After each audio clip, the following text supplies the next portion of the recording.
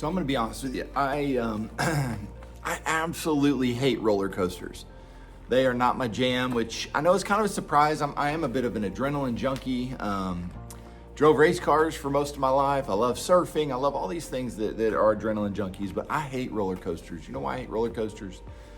Because I'm not in control. I don't have a steering wheel. I don't have a throttle. I can't do anything about it. Once I'm strapped in, I'm along for the ride. I'm a victim.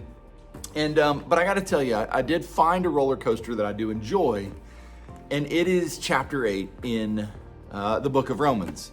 It's where we are with our Race to Rome series. Talked through this at Road America last Sunday for our Devo, and just wanted to share that with you today. And it's a lot like a roller coaster because, you know, when you look back at Romans 7, Paul, he talks about his struggle with sin, his battle. I do what I ought not do. And then, like, you know, when you're in Romans 7 is that climb, that first climb, that treacherous climb. It's really hard, it's scary, it's steep, and that's what Paul's doing in Romans 7. And then when you hit Romans 8:1, it's like you crest.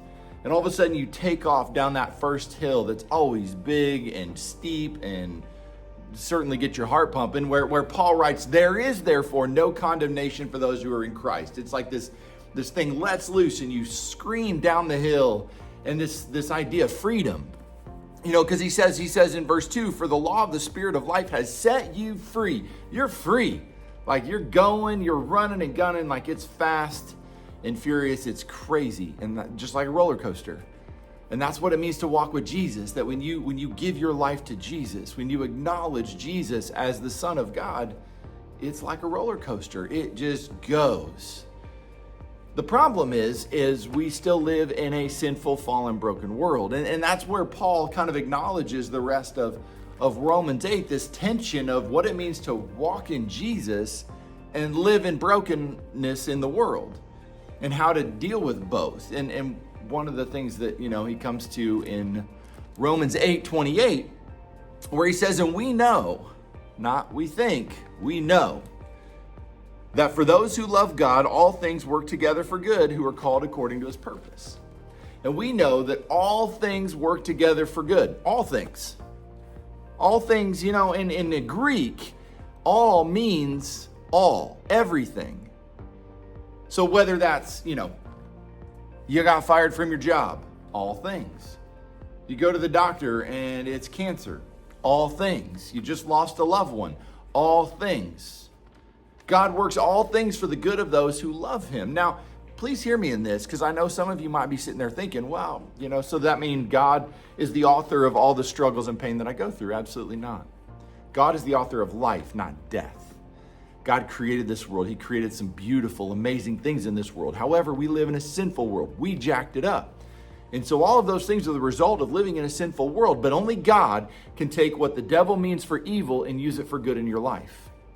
It's just like he says in Joshua, what happened there is, you know, what you meant for evil, God will use for good.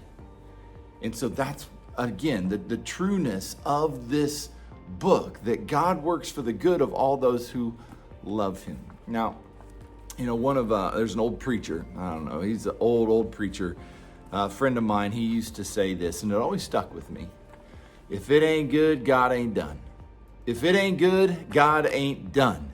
And so maybe some of you need to be reminded of that today. Maybe you're walking through some hard things, some struggles, you got some bad news, or there's something happening in your life. You need to be reminded, God's not done yet.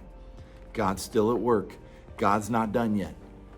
You know, and you need to be reminded that God is in you. He is with you. He is for you. If you are in Christ, God has got your back. Not only did Jesus pay the price we couldn't pay, but we have this God that wants to walk with us, beside us, and help us through the worst moments of our lives. If it ain't good, God ain't done.